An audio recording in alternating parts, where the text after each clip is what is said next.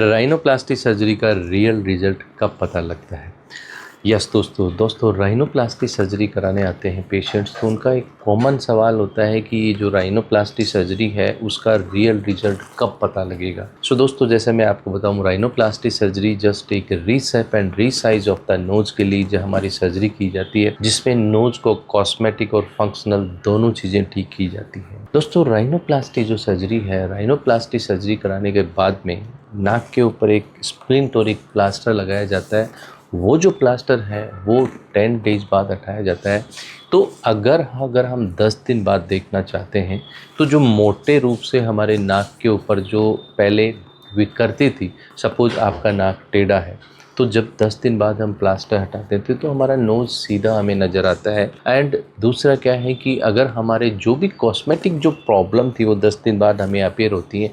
लेकिन दोस्तों, एक वर्ड है रिफाइनमेंट। अगर रिफाइनमेंट की बात करते हैं तो जो रिफाइनमेंट है वो उसमें समय आगे लगता है। जो यूजुअली में मेरे जो पेशेंट हैं उनको 10 दिन बाद प्लास्टर हटाने के 1 महीने बाद जब उसको वापस हम जो है उसको बुलाते हैं, और 1 महीने बाद जो राइनोप्लास्टी के जो हमारा जो सर्जरी के अंदर नोज़ पे स्वेलिंग आती है, वो स्वेलिंग 1 महीने के बाद काफ़ी सेटल डाउन हो जाती है। एंड ऑलमोस्ट आपका नाक काफ़ी रिफाइंड होता है। लेकिन जो है बाद में धीरे धीरे दोस्तों आपका नाक की स्वेलिंग और कम होती है। और 6 महीने पे अगर हम मोटे रूप से बात करें तो राइनोप्लास्टी के बाद करीब 1.5 साल तक नोज़ के अंदर क्या है चेंजेस चलते रहते हैं।